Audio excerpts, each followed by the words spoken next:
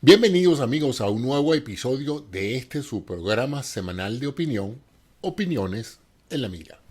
Como siempre me acompaña Fernando Conde y hoy estamos pues en ocasión de brindarles a ustedes nuestras opiniones sobre temas de actualidad, de eventos que están aconteciendo esta semana y sus implicaciones. Buenos días Fernando, ¿cómo estás? Encantado de tenerte conmigo hoy. Bueno, buenos días, buenas tardes, buenas noches, cualquier punto donde nos vean. Mira, José Antonio, de nuevo feliz de compartir contigo este espacio y obviamente con todas las personas que nos siguen a través de Opiniones en la Mira. Así es. Bueno, tengo entendido que tenías una serie de cuestiones, preguntas, de dudas que querías plantearme. ¿Cuáles son estas dudas? Bueno, porque como periodista tengo que ir a la fuente Vale. y esa fuente eres tú porque creo que es interesante que comencemos el programa de hoy con el tema del COVID-19, que está muy encendido, no solo en Venezuela, en Perú, en otros países, también aquí en Estados Unidos. Fíjate, ayer se conoció la efectividad de la vacuna de Johnson Johnson. Y yo cuando estuve viendo los porcentajes que daban, yo tuve un montón de preguntas. Y como era un poquito tarde, no te quise llamar para despertarte y te la hago ahora. Fíjate bien, José Antonio. Según la información que presentaron ayer, Johnson Johnson es esa vacuna contra el COVID-19, 66% efectiva en el Overall Global en la fase 3 trial. ¿Me explica qué significa todo esto? Un 72% efectiva en el trial US, o sea, de Estados Unidos, y un 85% efectiva contra la enfermedad cuando en un overall, pero cuando la enfermedad está más severa.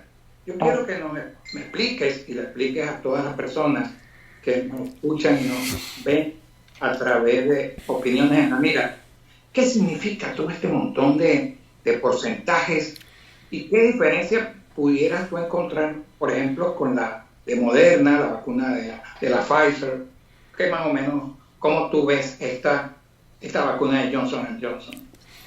Bueno, mira, en general, las vacunas que se han desarrollado en el pasado, si tuvieran una efectividad del 60-70%, se consideran excelentes vacunas.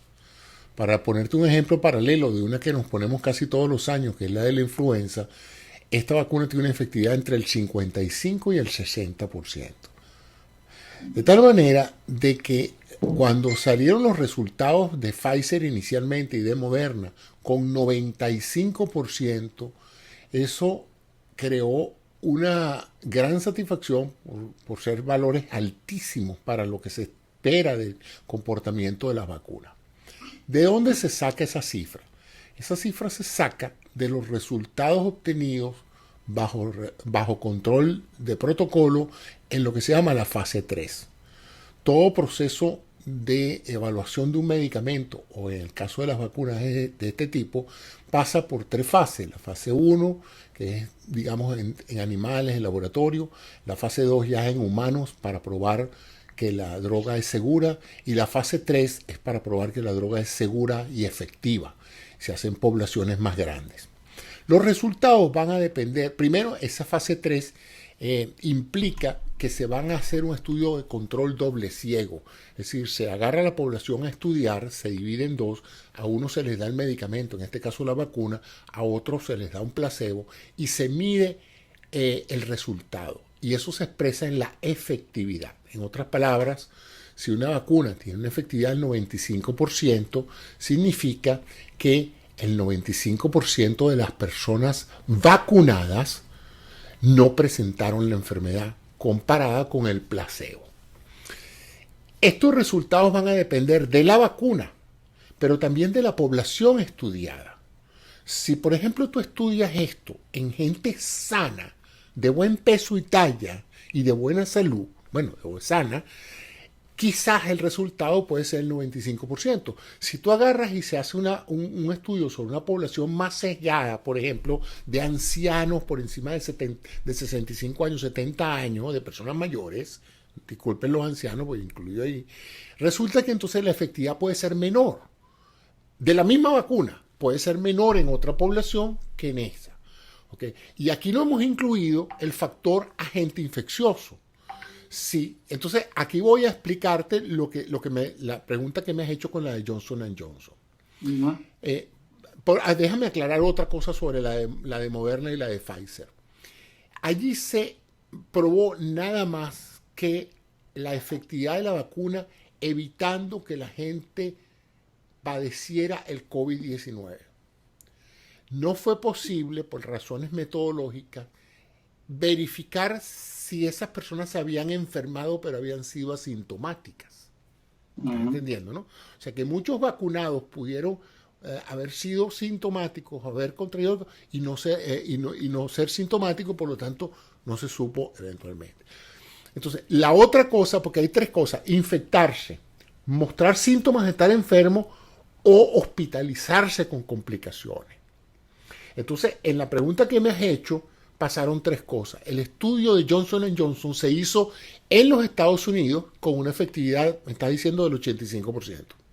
La global incluyó la población de Sudáfrica, donde hay una cepa del virus totalmente diferente a la que prevalece en los Estados Unidos. Entonces, en ese sentido, la efectividad de la vacuna bajó. Y cuando se evaluó en ese estudio grande cuántas de esas personas evitaron las complicaciones de la enfermedad, entendiendo por enfermedad no salir positivo en el test y pasar 3 días con molestia, no, sino necesitar hospitalización y desarrollar complicaciones, la vacuna fue efectiva en un 85%. O sea, la vacuna previene las complicaciones más no la posibilidad de infectarte. Entonces tendríamos que toda vacuna de estas va a tener probablemente 3 niveles de eficacia. La eficacia para prevenir que tú te infectes. La eficacia para que tú te infectes pero no desarrolles síntomas. Y la eficacia para evitar que tú te infectes, desarrolles síntomas, pero no te tengas que hospitalizar. Y dime una cosa. Y eso va a pasar con todo medicamento. Disculpa que me inciso ahí.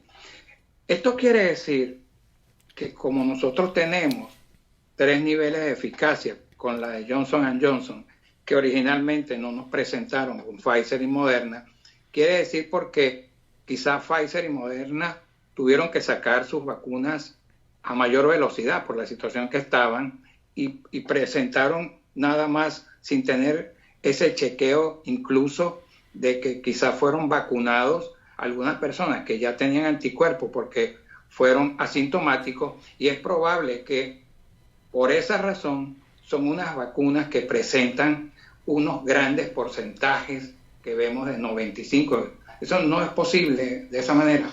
Eso es posible, pero acuérdate, eso es el estudio en fase 3 que se hizo en 45,000 personas. Ahora se están vacunando millones de personas. Ahora es que sí va a haber suficiente data para evaluar la efectividad global de la vacuna. Ahora, la cosa se complica un poquito desde el punto de vista estadístico, porque es perfectamente válido que la efectividad de la vacuna varíe entre mujeres y hombres, entre grupos sanguíneos A, B o O, entre población negra, o, latina o blanca anglosajona, entre personas de diferentes tipos de edades, con diferentes condiciones previas, personas alérgicas versus las no alérgicas, personas que tienen una rápida respuesta inmunológica y que te pueden decir que nunca se han enfermado en su vida, o personas que viven enfermas con cualquier cosa.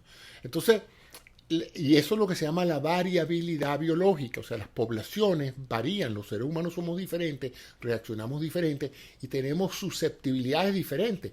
Fíjate que gente que nunca se ha vacunado, el 80% de las personas que se contagian con el COVID, con el SARS-CoV-2, no van a tener casi síntomas. Yo conozco una cantidad de gente joven que salió positiva y ni se acuerdan de si en realidad ellos pudieron sentir algún síntoma. Entonces, con esto lo que te estoy diciendo es que no hay que fijarse mucho en estos datos que se dan porque son el resultado de un protocolo de investigación que ofrece un dato. Pero especular eso sobre la población general, lo que sabemos es que la vacuna funciona bastante bien, pero va a funcionar diferencialmente en un caso u otro. Eso es para efectos, digamos, estadísticos grandes. Vamos a poner noticias como la que me mencionaste, que en un sitio se vacunaron 10 personas, 20 personas, 2.000 personas y casi la gran mayoría han contraído el COVID. La vacuna no sirve. Ojo, ese lote de vacuna puede haberse dañado por la cadena de frío. Es bueno decir cuál es ese caso, ¿no? Uh-huh. Ese caso es de unas residencias de ancianos en Vigor de Becerril de la Sierra en Madrid, un foco de transmisión aparentemente de 2 trabajadores que llevaron la cepa británica y el resultado fue 12 muertos, 65 positivos, 48 hospitalizados, 17 de ellos trabajadores y todos habían recibido la primera dosis de la vacuna de la Pfizer. Entonces, es bueno el mensaje, José Antonio, de que decirle a las personas de que cuando uno lo vacunan con una que se necesitan, se requieren 2 dosis, con una no alcanza, con una no estás protegido. ¿Es así o no es así? Y otra pregunta, tú hiciste una serie de detalles sobre las diferencias entre los seres humanos y las vacunas.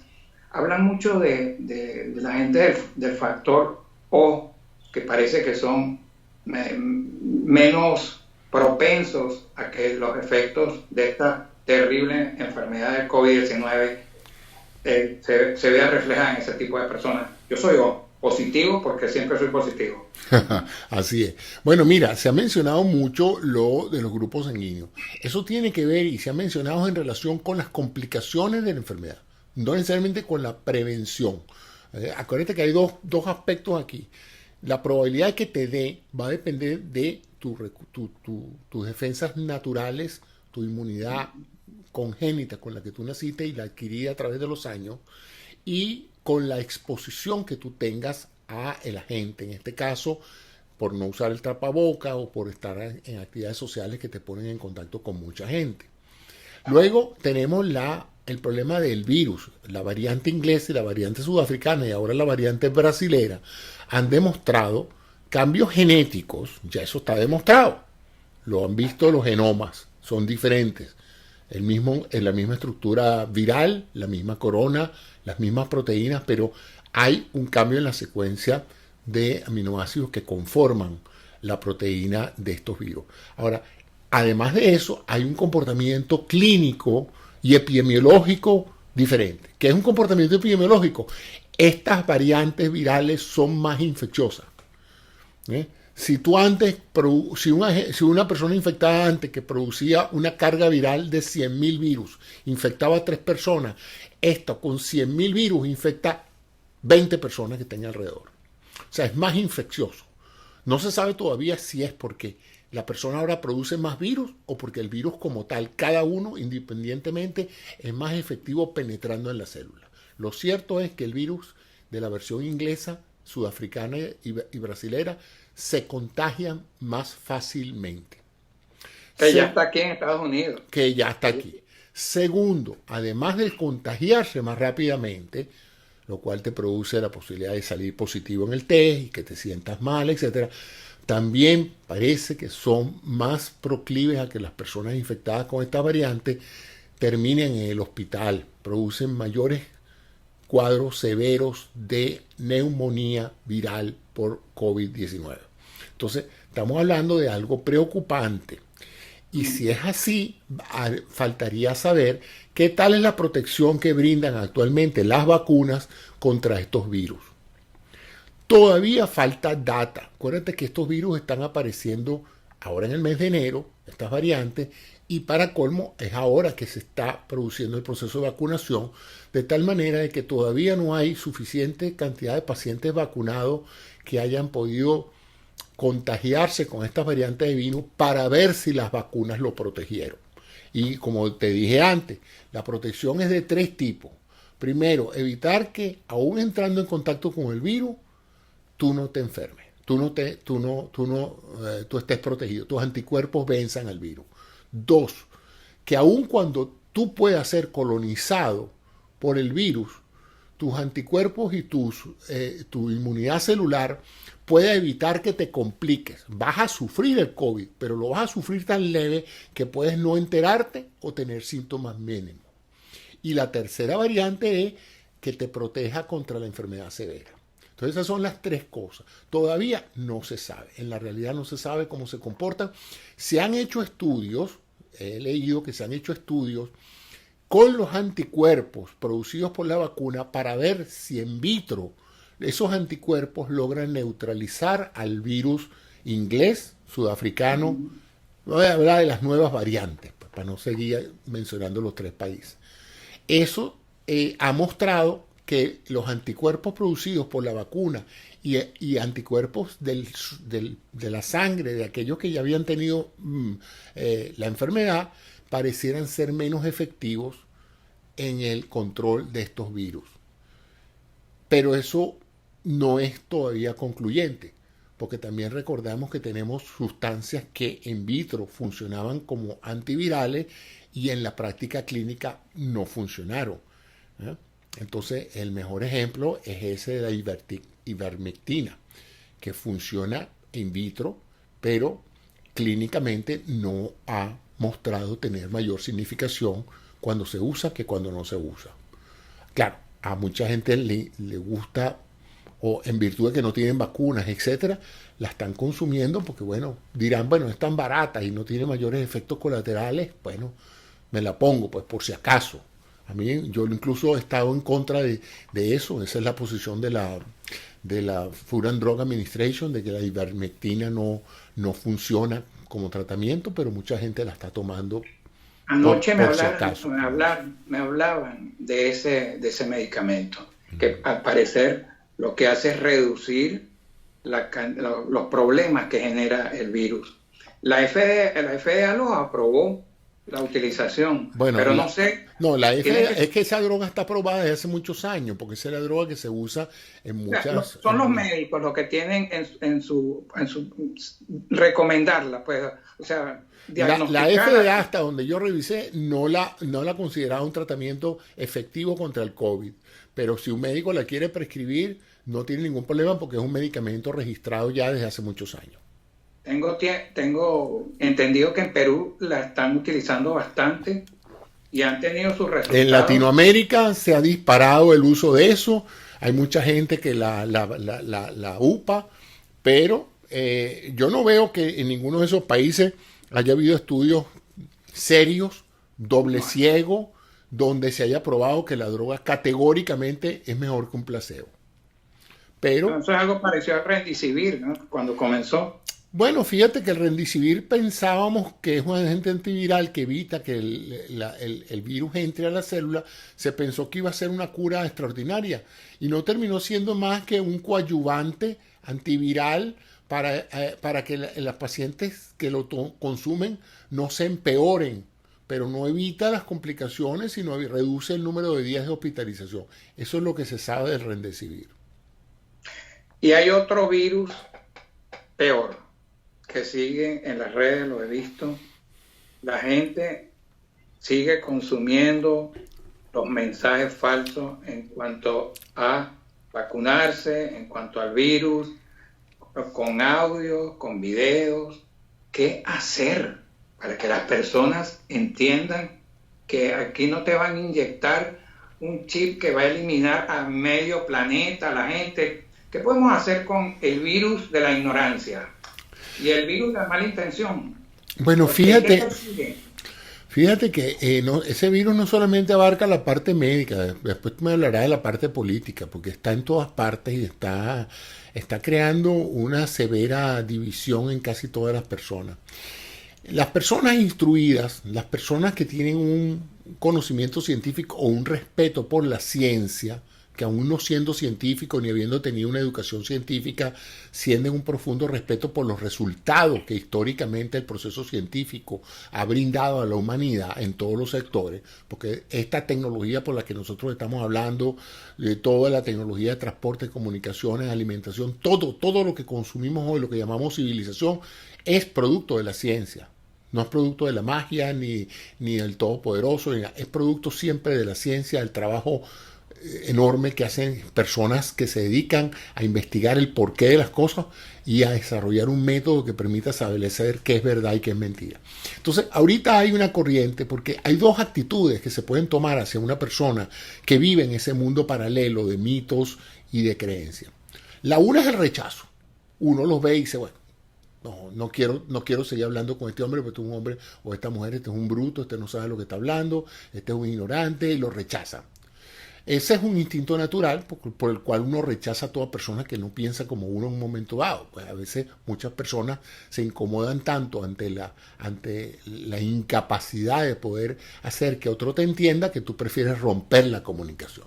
Esa es una línea de tratamiento. La otra línea de tratamiento que se está haciendo ahorita, se está estimulando para aquellas personas que realmente sienten la necesidad de contribuir a cambiar esta matriz de opinión, es la de no rechazarlos de entrada. Es decir, no decirles lo equivocados que están.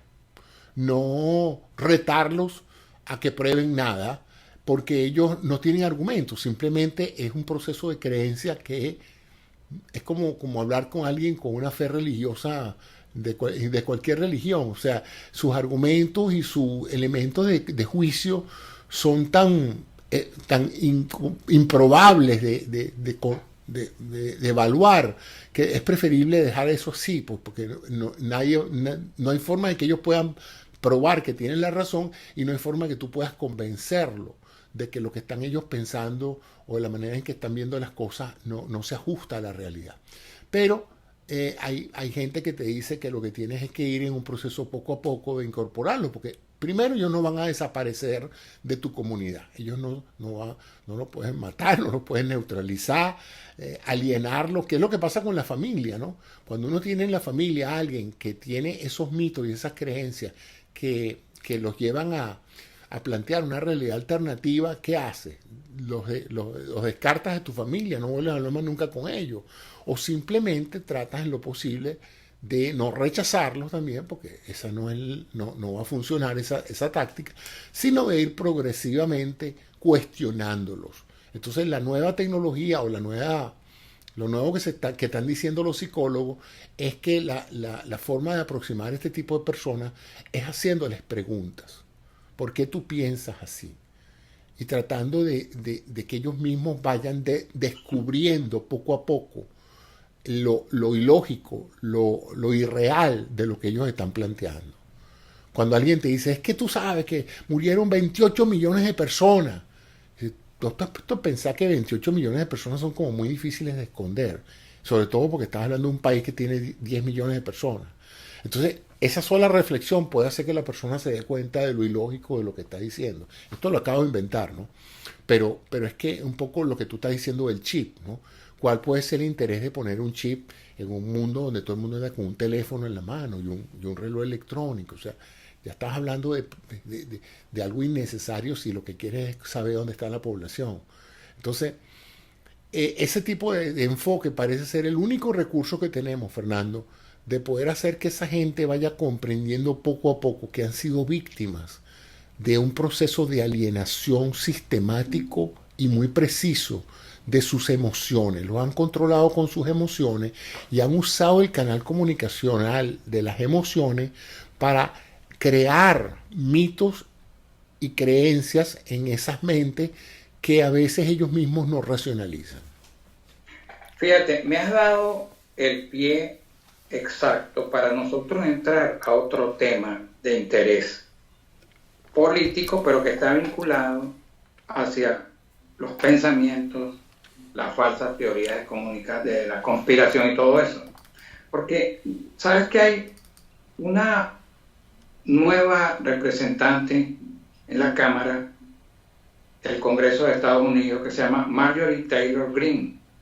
una representante por el estado, un distrito del estado de Georgia, acaba de salir, y no sé cómo la gente sacó 200.000 votos, votó por una mujer que tiene unos pensamientos y una forma de expresarse bastante peligrosa, ¿no?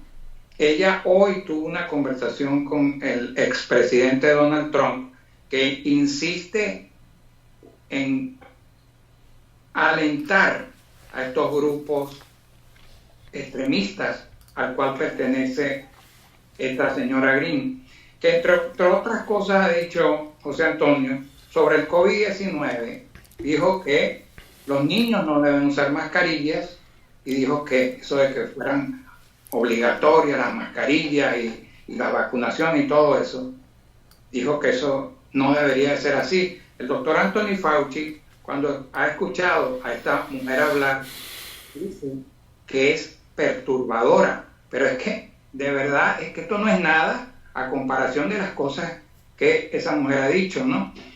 Yo me tomé la tarea de anotar algunas de las cuestiones que esta persona ha dicho, como por ejemplo, dijo que en una publicación en el Facebook en 2018, que ese tiroteo que hubo en el Stoneman Douglas High School de Parkland, Florida, donde hubo 17 muertos, era una mentira, montaje, ¿no? Y cómo a esa persona, y tú que hablaste de pensar hace un momento sobre lo que piensa la gente, cómo los republicanos han colocado a una persona que miente al hablar sobre una tragedia de este tipo, educativa, que ha sucedido repetidas veces aquí en Estados Unidos. ¿Cómo es posible que la pongan en una comisión de la Cámara de Educación? Y Nancy Pelosi, que es la representante, la jefe, la directora, la presidenta de la Cámara, dijo, la directora no, la presidenta de la Cámara, la speaker, Nancy Pelosi dijo que en qué estaban pensando los republicanos para colocar a esa mujer ahí. Y fue más allá, porque dijo, o es que pensar es una palabra demasiado grande para aplicárselas a ellos. Porque esta persona también ha dicho que Nancy Pelosi es una traidora, y los traidores se pagan con muerte. Y ha acusado al Partido Demócrata, entre otras cosas, de sexo infantil, de satanismo, ocultismo, ese tipo de cosas. ¿Cómo ves tú eso? Bueno, mira, aquí hay varias cosas. Aquí hay una persona con evidentes criterios de enfermedad mental, porque esto es más que opiniones políticas, etc. Esto es una persona inestable con problemas de carácter ya psiquiátrico, ni siquiera psicológico. Eso por una parte. Ahora, ¿cómo esa persona llega a convencer a una comunidad de que la elijan para que la lleven al Congreso? Entonces ahí se me ocurre pensar lo siguiente. O la comunidad no conocía realmente estos rasgos de la persona, o la comunidad está en la misma sintonía de los valores y del odio que esta persona profesa por el sistema y por el partido opuesto. Entonces, ambos son preocupantes. Una campaña electoral es una oportunidad de que la gente que va a votar por el candidato conozca al candidato.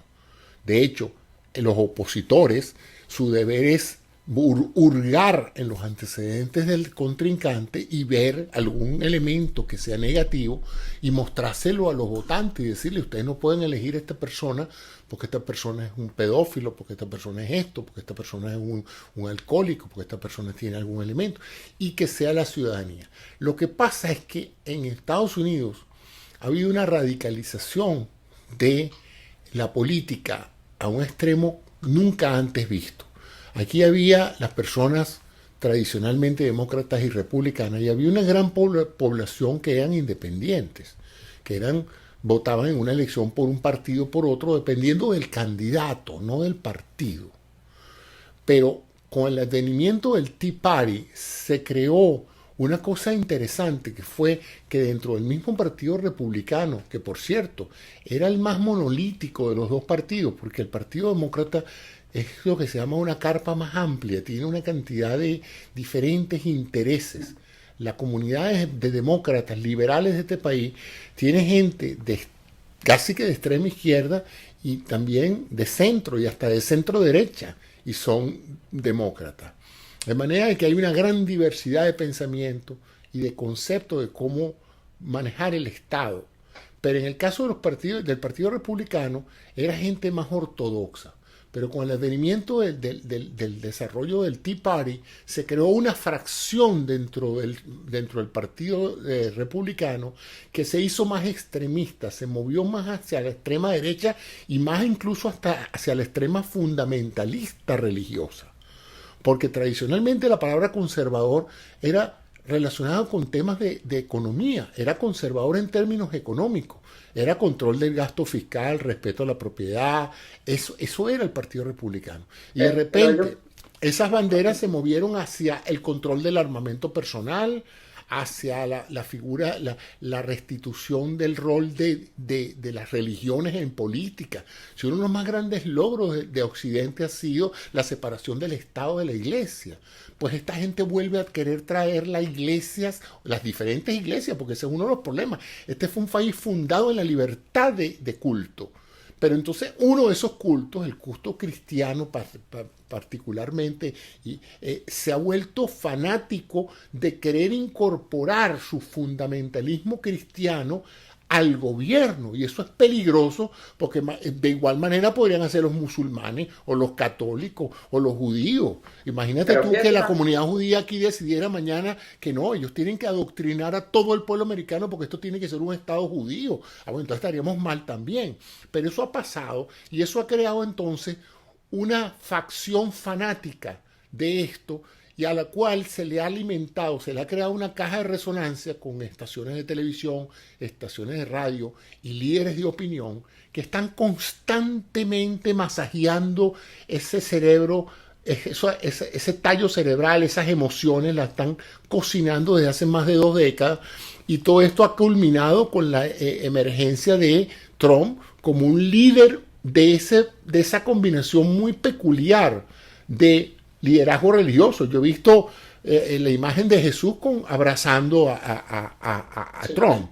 He visto a Trump montado en un caballo como que si fuera sido un prócer de la independencia. He visto a Trump vinculado a gente que está rebelándose contra la misma clase social de Trump, porque eso es lo más interesante. Estamos hablando de gente pobre, marginal, que gana muy poco, que está muy mal educada, pensando que un oligarca rico, multimillonario, que nació en Nueva York, que ha tenido todos los privilegios del mundo, los va a sacar de su nivel de marginalidad emocional y económica. Entonces se dan fenómenos muy interesantes, y de esos liderazgos y de esa transformación del Partido Republicano están emergiendo estos líderes francamente extremos, ¿no? Pero yo no creo, fíjate, yo no creo que esas 200.000 personas que votaron no sabían quién era. Esas personas, por eso es lo que yo te digo, que se hace más peligroso. Es más, ella hizo campaña sobre precisamente su vocación por Cuanón. Ella hizo campaña como diciendo, si ustedes creen en este culto, yo soy la persona que tiene que ir al Congreso. Lo que pasa es que eso está condicionado al discurso de Donald Trump. Porque Donald Trump, con la aparición de Donald Trump es que hemos visto todo esto.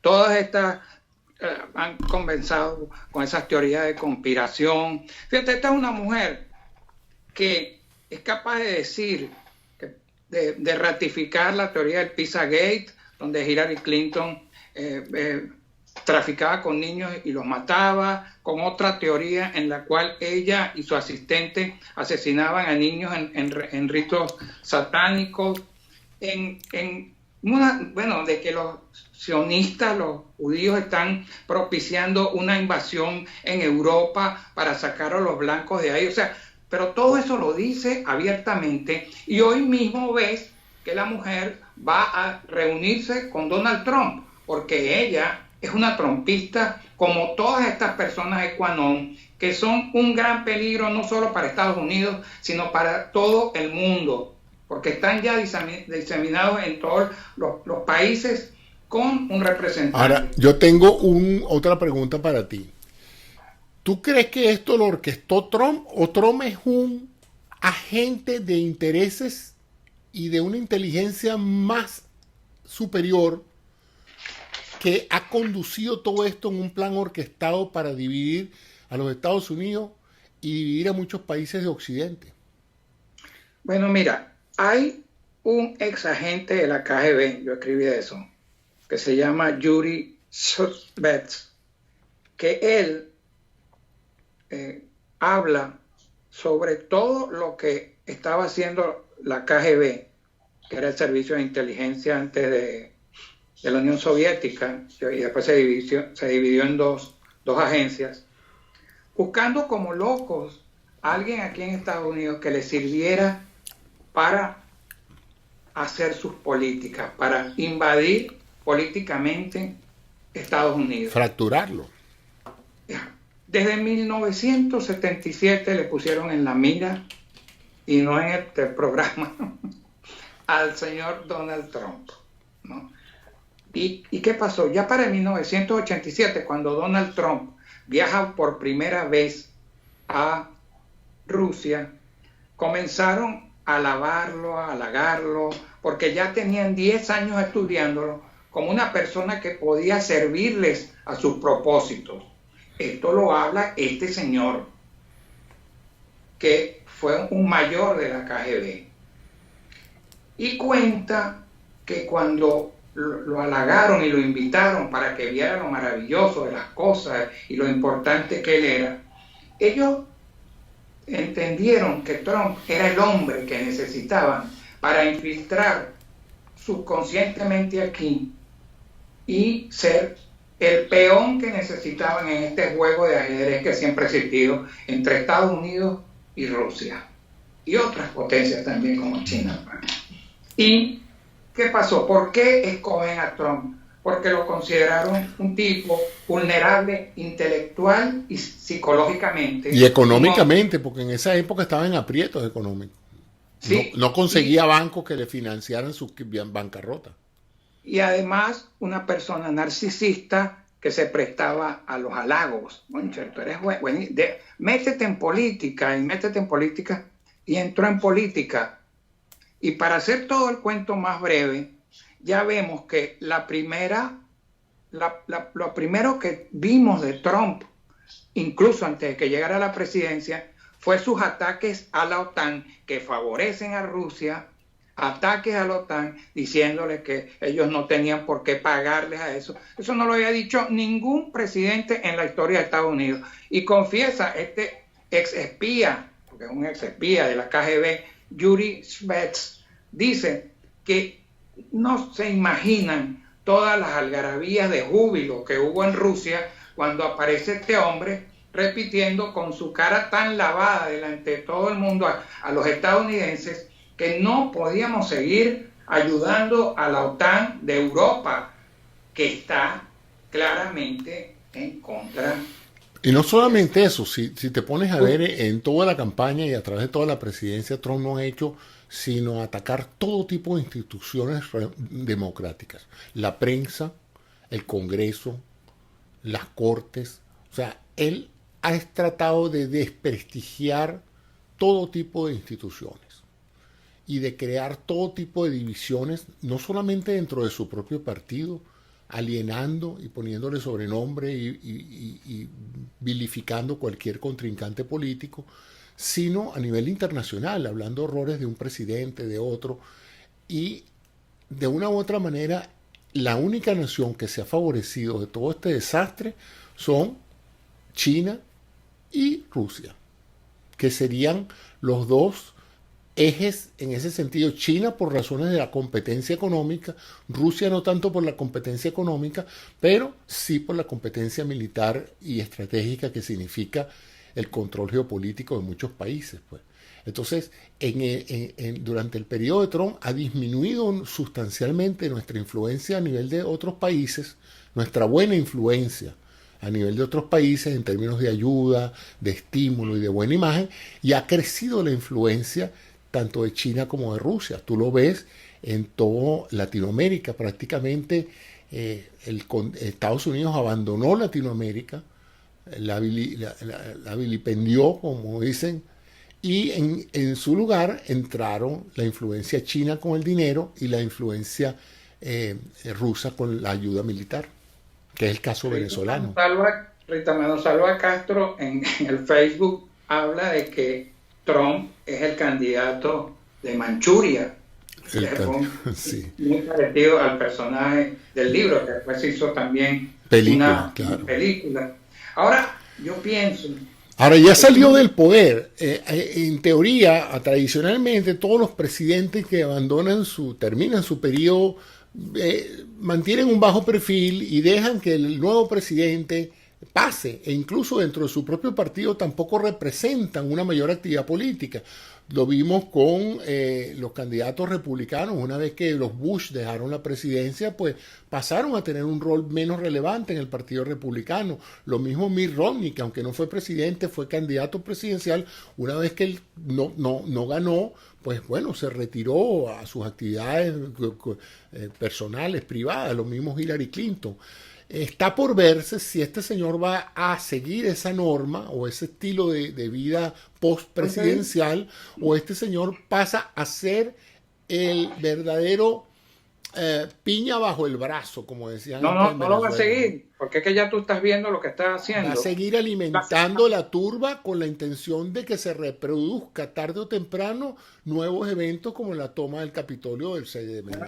Es que observa lo que pasó la semana pasada. Nosotros hablamos aquí sobre el impeachment y sobre lo que tenía que hacer el Partido Republicano, o estar aliado, o sea, del lado de la democracia, o estar al lado de Donald Trump.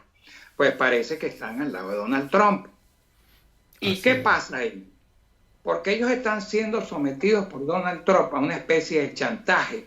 Porque la semana pasada, el fin de semana pasado, estaba un enviado de Donald Trump hablando con los republicanos que no se preocuparan, que Trump no iba a fundar un nuevo partido. Eso es una amenaza. Eso es una amenaza, porque no te preocupes que si tú pasas por ahí yo no te voy a hacer nada. O sea, bueno, ya está amenazando francamente, electoralmente, claro, a los senadores de republicanos que votaron a favor del impeachment. Exactamente. Por eso es que te digo, no es que está tomando, es que no ha dejado de tener ningún perfil bajo. Y eso que está callado, no tiene Twitter, está calladito ni ahí. Ni siquiera todavía reconocido a Biden. Aquí hay 360 millones bueno, excepto los tipos de Quanon y esa gente. Pero bueno, yo te digo sinceramente, Donald Trump sigue estando en el centro, para mí, de un plan desestabilizador en contra de Joe Biden, de la presidencia de Joe Biden.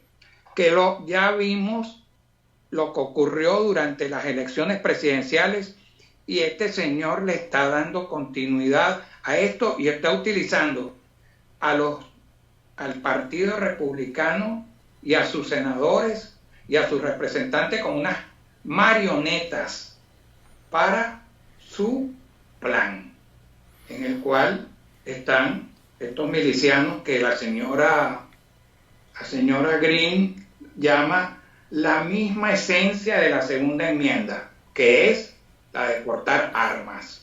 Sí. Y ya viste, José Antonio, todo lo que ha salido en estas semanas con las investigaciones, 21 exmarines metidos en eso no fue, eso lo del 6 de enero en el Capitolio, no fue una cuestión espontánea. Eso fue planeado. Eso fue planeado. Incluso los explosivos se pusieron 24 horas antes. Sí. Entonces eso te da el hecho de que esto fue una conspiración. Esto no fue un meeting donde un gentío fue a ver a Trump y vámonos para allá, y bueno, vámonos para allá. Eso fue una cosa orquestada con un plan Y cuidado, si mira, el plan le salió bien, yo no estoy muy seguro de que ellos se plantearan ese día tumbar el gobierno de los Estados Unidos, porque hubiera sido, wow, demasiado increíble que lo hubieran podido lograr, ¿verdad? Pero, pero sí era una prueba de esfuerzo, una prueba de tolerancia de ver qué tanta receptividad iban a tener en el pueblo americano. Afortunadamente la gran mayoría del pueblo americano rechazó lo que vio en televisión.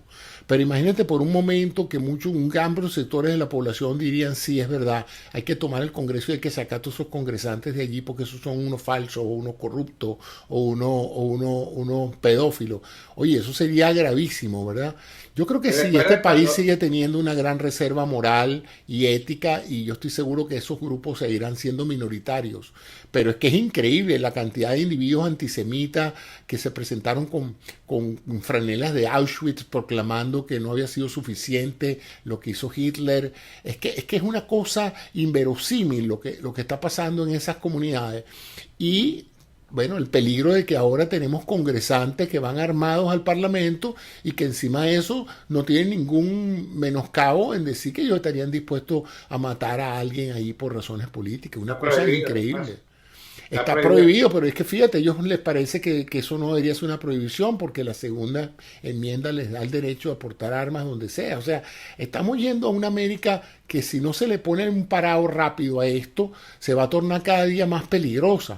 Y a mí me preocupa porque después que pasó el periodo presidencial de Obama, se hizo evidente que el Partido Republicano pasó a ser tan radical que no se plantearon una agenda de, bueno, vamos a hacer una buena oposición a Obama, vamos a rechazar aquellas cosas que no estén dentro de nuestra agenda. No, ellos se reunieron de inmediato y dijeron, vamos a hacerle imposible el gobierno a Obama, vamos a sabotear todo, aun si tenemos que ir en contra de buenas propuestas que Obama haga, lo vamos a hacer con tal de que el hombre no pueda ser reelecto. Y eso fue algo sistemático de saboteo evidente en todos los 8 años de gestión de Obama. Entonces yo estoy seguro de que en este momento esas fuerzas están haciendo exactamente lo mismo.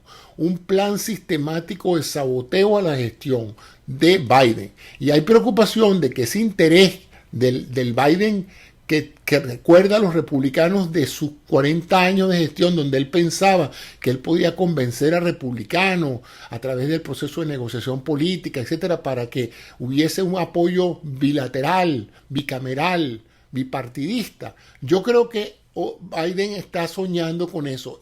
Lo que hemos visto en los senadores estos últimos días es una total incapacidad de pensar que ellos van a colaborar con Biden en nada, ni siquiera en decidir si el sol sale por el este. Así es que Biden va a tener que necesariamente gobernar entonces por acciones directas ejecutivas o a usar su mayoría con la vicepresidenta y apoyar una serie de leyes aún sin apoyo alguno de los senadores republicanos. ¿Qué piensas tú? Yo creo que las fuerzas de seguridad del Estado tienen que apretarse bastante aprovechando esta situación que pasa, esta investigación que están haciendo para comenzar a cortar los tentáculos de esa conspiración. Y pienso que es el momento, porque tú no puedes permitir que eso siga creciendo. De hecho, cuando tú me preguntaste, lo vuelvo a reiterar, que después dijimos que me había quedado corto, sobre las consecuencias del 6 de enero en el Capitolio, yo te dije que la democracia de Estados Unidos había perdido su inocencia. Esta semana pasada, ya el jefe de policía, el nuevo jefe de policía del Capitolio, del Capitolio no de Washington, dijo que había que dejar permanentemente las cercas en el Capitolio por el peligro que representa todavía que estos grupos de milicianos, neonazis, Proud Boys, de todo que hay ahí, supremacistas blancos, la gente esta misma de QAnon, que se pongan de acuerdo y comiencen a atacar a edificios federales, porque es preocupante, la verdad. Sí, bueno, el FBI por primera vez en su historia ha emitido un documento donde refleja la peligrosidad del terrorismo doméstico. Eso nunca se había visto aquí.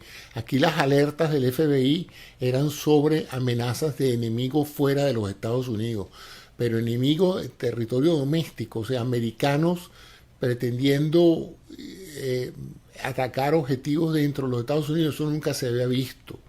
Entonces, bueno, eso es preocupante porque si el FBI lo dice es por algo, ¿no? Ellos deben tener sus fuentes de información.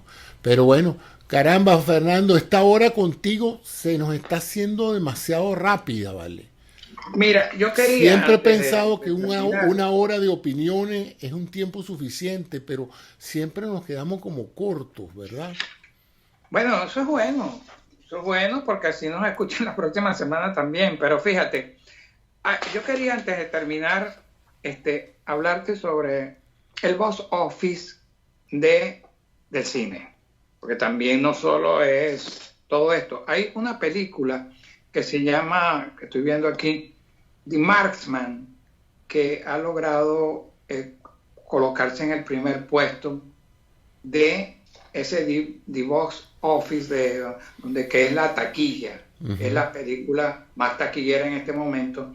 Y es interesante porque es un tema relacionado con latinos y en Arizona, esas personas que persiguen cuando cruzan, está protagonizada por Liam Neeson, un excelente actor, obviamente, un actor ganador del Oscar, pero también tenemos ahí a una actriz mexicana que se llama Teresa Ruiz, a un actor colombiano muy bueno, el que se llama Juan Pablo Raba, que ha trabajado en series y en novelas en Colombia, también en Venezuela, y bueno, un actor californiano, un joven actor californiano que se llama Jacob Reese, que también él es cantante.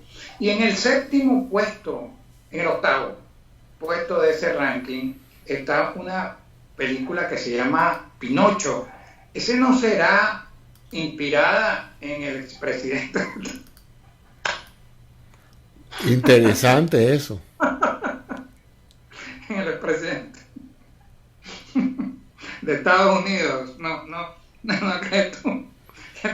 ¿Qué te parece eso? ¿Qué te parece esa película? Tú sabes que eso es un tipo que es un ranchero, que bueno, él vivía siempre en lo suyo, allá en Arizona, pero su vida cambia cuando llega una mujer, en este caso esta mexicana Teresa Ruiz, con su hijo, que es Jacob Pérez, que parece que los estaban persiguiendo. Entonces el hombre se encarga, porque creo que matan a Teresa Ruiz, a la actriz que representa el papel ahí de Rosa, le matan el hijo y entonces le deja el hijo a Liam Neeson. Entonces toda la vida de Liam Neeson cambia a raíz de este incidente, ¿no? Que siempre era un hombre de Arizona, pensaba en otras cosas, incluso diferente a la cuestión de inmigración.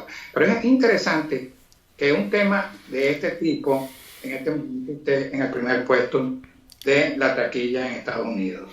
Sí, con actores latinos, ¿no? De paso. Sí.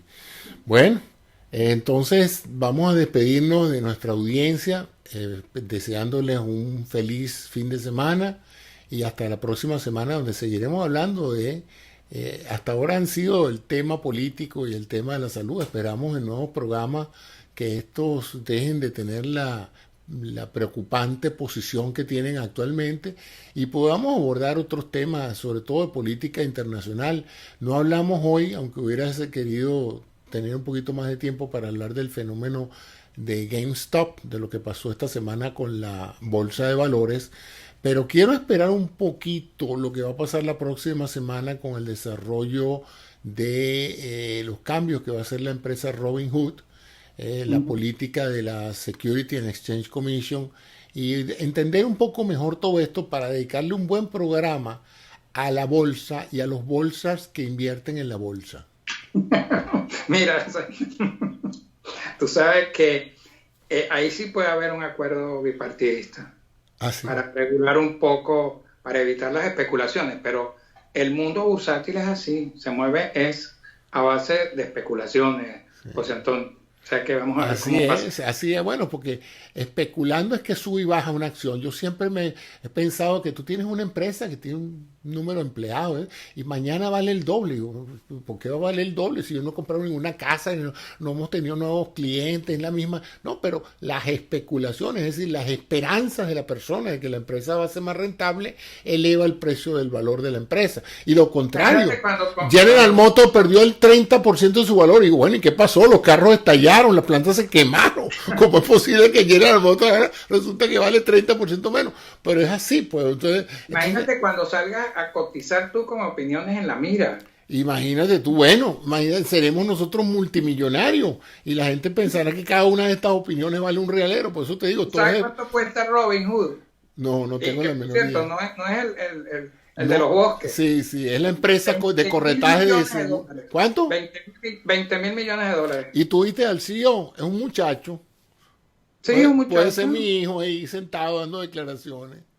Bueno, tú sabes que el problema con los periodistas es que, por ejemplo, en mi caso, me decía un excelente periodista que ya no está con nosotros, Argenis Hernández, que nosotros éramos los únicos profesionales que salíamos a la calle a buscar noticias mientras los otros buscaban dinero. Fíjate tú, es verdad. Bueno, es verdad. Bueno, Fernando, que tengas un buen día y hasta la próxima semana, donde con toda seguridad estaremos aquí como siempre, trayéndoles opiniones, amigos, que los pongan a pensar, que les brinden, no noticias, nosotros no somos noticiosos, nosotros damos nuestra opinión sobre los acontecimientos, las noticias y las tendencias que observamos, él desde su sitio allá en Michigan y yo desde aquí de mi sitio en Florida, y bueno, cotejamos y conversamos. Hasta ahora hemos estado bastante bastante de acuerdo en muchas de las cosas, pero yo espero que en algún momento empezaremos a tener diferencias de opinión que harán mucho más rica esta conversación. ¿Cuál es tu equipo de Grandes Ligas? ¿Ah? ¿Cuál es tu equipo de Grandes Ligas? Chico, tú te vas a quedar un poco decepcionado de mí. Yo no soy fanático de prácticamente ningún deporte. O sea que si tú me dices que hoy estamos jugando con los Yankees, yo soy de los Yankees. Si mañana estoy en otro estado, pues yo soy como la veleta. Dependiendo de por dónde se esté celebrando eso, como me dijo una vez un amigo. Entonces le decía, tú eres del Caracas o de La Guaira, dependiendo de dónde vayan las muchachas. Si las muchachas son caraquistas, yo soy caraquista. Si me hubieras dicho que eres de los Yankees, yo soy de los Tigres, mira.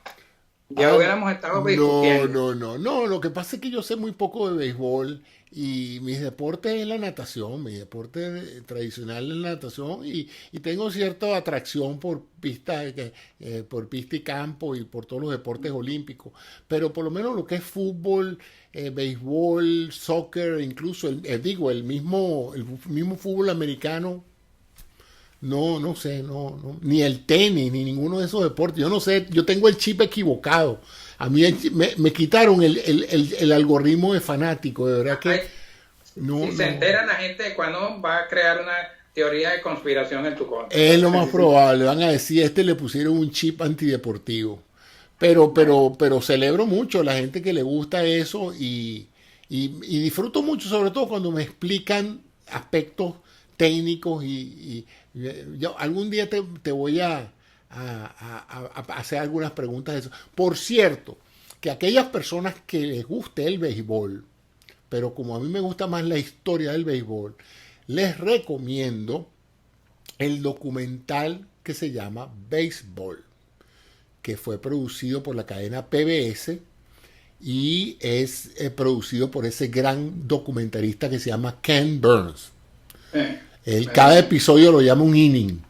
Y es la historia del béisbol desde sus comienzos hasta recientemente, ¿no? Pero es muy bien hecho, muy emocional. No solamente presenta estadísticas y la historia de cada uno de los grandes beisbolistas y de sus equipos, sino de los dueños, de las tragedias, de los espectadores. Hacen muchas entrevistas a celebridades que aman el béisbol. Y entonces uno puede entender por qué lo llaman el pasatiempo americano y el rol que el béisbol ha jugado en la vida de este país. Así es que bueno, Otro Yo día lo hablaremos tengo, de yo lo béisbol. tengo. ¿Tú lo tienes? Yo lo Sí. disfruté mucho, fíjate. No siendo un fanático del béisbol, disfruté mucho eso. Y siempre se lo recomiendo a toda persona.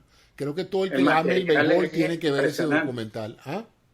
El material que utiliza Ken Burns, que es un ganador de 17 premios Emmy, Así que es. está haciendo creo que un documental sobre nuestro expresidente. Es posible, es posible. Bueno, amigos, hasta un próximo programa. Muchas gracias por escucharnos con tanta paciencia. Y no olviden de suscribirse. No solamente suscríbanse, sino activen esa campanita que está al lado del botón de notificaciones para que les llegue un email a su correo electrónico informándoles pues que Fernando y José acaban de subir un programa nuevo. De manera que no se alejen mucho y puedan mantener el ritmo de esto. Fernando y yo hemos decidido pues ser una suerte de cronistas de lo que está pasando desde nuestra esquina del mundo, hablando todas las semanas de estos temas, que quede para la posteridad pues este par de opiniones. Muchas gracias a ustedes y hasta un próximo programa. Chao. Claro.